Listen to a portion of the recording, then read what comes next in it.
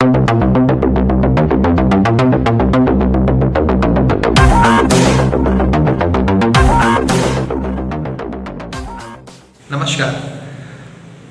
हमारे देश में ऐसे कई महापुरुष हुए जिनके जीवन और विचारों ने लाखों करोड़ों लोगों को प्रभावित किया।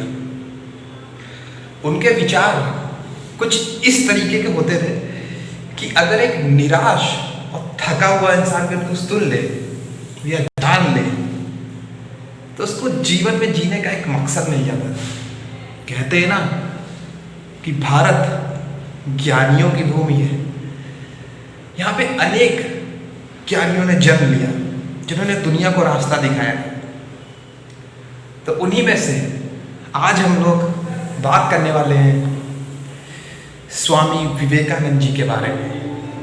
जी हाँ, वो जिन्होंने भारत का नाम विश्व में ऊंचा किया था, भारत के सम्मान को बढ़ाया था। जी हाँ, आज भारत देश में से बहुत ही कम लोग होंगे जिनको इनके बारे में पता ना हो, इनके विचारों के बारे में ना पता हो, इनके जीवन के बारे में ना पता हो। पर सबसे पहले इनके विचारों को समझने से पहले हमको इनके जीवन परिचय को जानना जरूरी है, क्योंकि अगर हम लोग इनके जीवन परिचय के बारे में नहीं जानेंगे तो हम इनके विचारों को कभी समझ नहीं सकते। तो सबसे पहले हमको जानना पड़ेगा ये थे कौन थे ये, और कहाँ, क्या इनका बैकग्राउंड था, कहाँ इनका जन्म हुआ था। इनके बारे में जानना जरूरी है, तभी हम इनके विचारों को समझ सकते हैं। तो आइए जानते हैं स्वामी विवेकानंद जी कौन थे, फिर जानेंगे उनके महान विचार और उनका अर्थ। स्वामी विवेकानंद जी का जन्म 12 जनवरी 1863 में कलकत्ता के एक अपर मिडिल क्लास फैमिली में हुआ। उनके बचपन का नाम वीरेश्वर था, जो कि आगे चलकर उनका औपचारिक नाम जो पड़ा वो था नरेंद्र नाथ दत्त। उनके पिता विश्वनाथ दत्त कलकत्ता हाईकोर्ट में प्रसिद्ध वकील थे और उनके दादाजी दुर्गाचरण दत्त फारसी और संस्कृत के बहुत बड़े विद्वान थे। तो आप देख सकते होंगे कि उनका फैमिली बैकग्राउंड काफ़ी अच्छा था। वो चाहते तो अपनी लाइफ आसानी से जी सकते थे, पर इन सब सुख सुविधाएं होने के बावजूद उन्होंने 25 वर्ष की आयु में अपना घर छोड़ दिया था। किस लिए? ज्ञान की प्राप्ति के लिए। उन्होंने ज्ञान पाने के लिए सारी सुख सुविधाओं का त्याग कर दिया था। 25 वर्ष की आयु जब उन्होंने अपना घर छोड़ा, वहीं से उनका नरेंद्र नाथ दत्त से स्वामी विवेकानंद बनने तक का सफर शुरू हुआ। और उसके बाद उन्होंने कई ज्ञान की बातें बताई।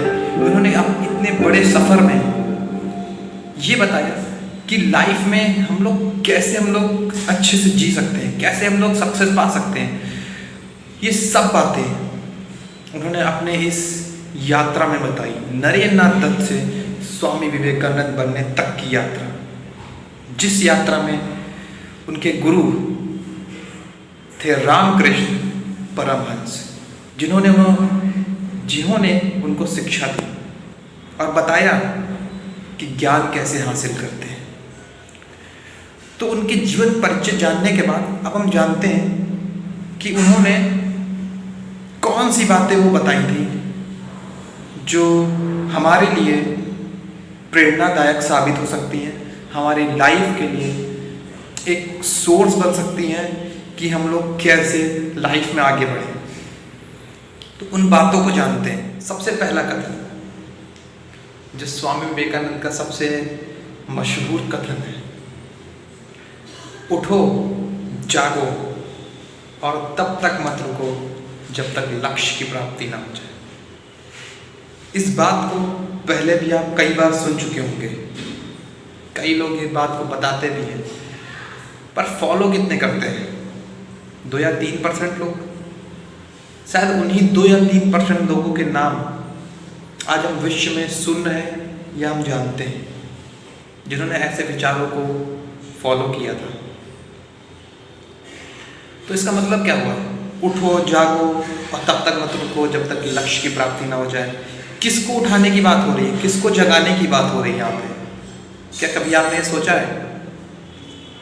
कौन लोगों को कह रहे हैं कि उठना है, जागना है? उन लोगों को उठाने की बात हो रही है जो अभी भी सो रहे हैं। सोने का मतलब जो अभी तक नींद में है, जिनकी नींद अभी नहीं खुली, वर्चुअल वर्ल्ड में जी रहे हैं, उनको रियलिटी का पता ही नहीं है। वो लोग जो सिर्फ अपने लक्ष्य को सपनों में देख रहे हैं, कभी आंखें खोल के उन्होंने उसको पाने के लिए मेहनत करी ही नहीं, इन लोगों को उठाने की बात हो रही है। कि लक्ष्य, कहते हैं ना, सपने वही पूरे होते हैं जो खुली आंखों से देखे जाते हैं। तो हम लोग ऐसे में ऐसे कई लोगों का नाम सुनते हैं जिनको हम लोग मानते हैं कि ये एक सक्सेसफुल पीपल है, लाइक बिल गेट्स, अमेजॉन के ओनर जेफ बेजोस, गूगल के सीईओ सुंदर पिचाई एंड बहुत से लोग जिनको हम लोग मानते हैं कि इन्होंने सफलता की कई मुकाम हासिल किए। इन सब में आपने एक बात कॉमन देखी है कि इन सब ने कभी भी सपने बंद आंखों से नहीं देखे, हमेशा खुली आंखों से सपने देखे और उन सपनों के लिए उन्होंने उतनी ही मेहनत करी है। तो यही बात विवेकानंद जी कह रहे हैं कि उठो, वर्चुअल वर्ल्ड से बाहर आओ, जागो, और अगर आपने कोई लक्ष्य बनाया है तो उसको पाने के लिए अपनी जी जान लगा दो। तब तक मत रुको जब तक लक्ष्य की प्राप्ति ना हो जाए। यही बात विवेकानंद जी कह रहे हैं, क्योंकि लाइफ में हर कोई चाहता है कि वो एक सक्सेसफुल इंसान बने। बहुत ही कम ऐसे लोग होंगे जो सक्सेस नहीं चाहते होंगे। तो अगर सक्सेस पानी है, कोई लक्ष्य को हासिल करना है, तो उसके लिए उतनी ही मेहनत के लिए तैयार रहना पड़ेगा और तब तक मेहनत करनी पड़ेगी जब तक उसको पा नहीं लेते, उसको हासिल नहीं कर लेते। दूसरी उनकी कोटेशन है कि एक समय में एक काम करो और उस काम को करते वक्त पूरी आत्मा उसमें डाल दो और बाकी सब भूल जाओ। इसका मतलब क्या हुआ? इसका मतलब यही हुआ कि आप जो भी काम कर रहे हैं, आप अगर पढ़ रहे हैं तो पढ़ते समय पूरा ध्यान पढ़ाई पे होना चाहिए। अगर आप फोन चला रहे हैं तो पूरा ध्यान फोन चलाने पे ही होना चाहिए। अगर आपने कोई गोल सेट किया है कि मुझे इस गोल को पाना है, तो पूरा ध्यान उस गोल को हासिल करने में ही होना चाहिए।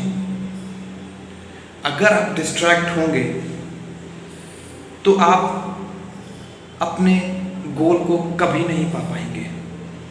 यही बात इसमें बताई जा रही है कि अगर कुछ भी हासिल करना हो है तो सारा ध्यान उसी पे केंद्रित करना चाहिए। कि ये नहीं आज इस रास्ते पे जा रहे हैं, कल उस रास्ते पे जा रहे हैं, परसों दूसरे रास्ते पे जा रहे हैं। अगर हर रास्ते पे भागेंगे तो कहीं भी नहीं पहुंचेंगे। इसीलिए एक रास्ता चुनिए पर उसको पूरा करिए। इसी बात को इसमें बताया जा रहा है। तीसरा कोटेशन उनका ये था कि हर अच्छे काम का सबसे पहले मजाक बनता है, फिर उसका विरोध होता है एंड देन बाद में उसको स्वीकार कर लिया जाता है। कहने का मतलब क्या है? आप जब कभी भी कोई अच्छा काम करने जा रहे होंगे या कर दिया होगा तो आपको विरोध झेलने के लिए तैयार रहना चाहिए।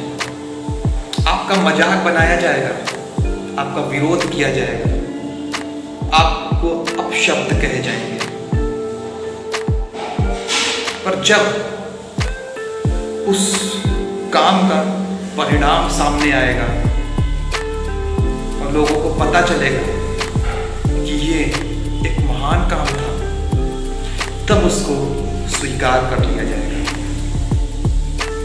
कहते हैं ना कि लाइफ में जब कभी भी आपका विरोध होने लगे तो समझ जाइएगा कि आप सही रास्ते में हैं। तो अच्छे काम करिए, विरोध झेलने के लिए तैयार रहिए।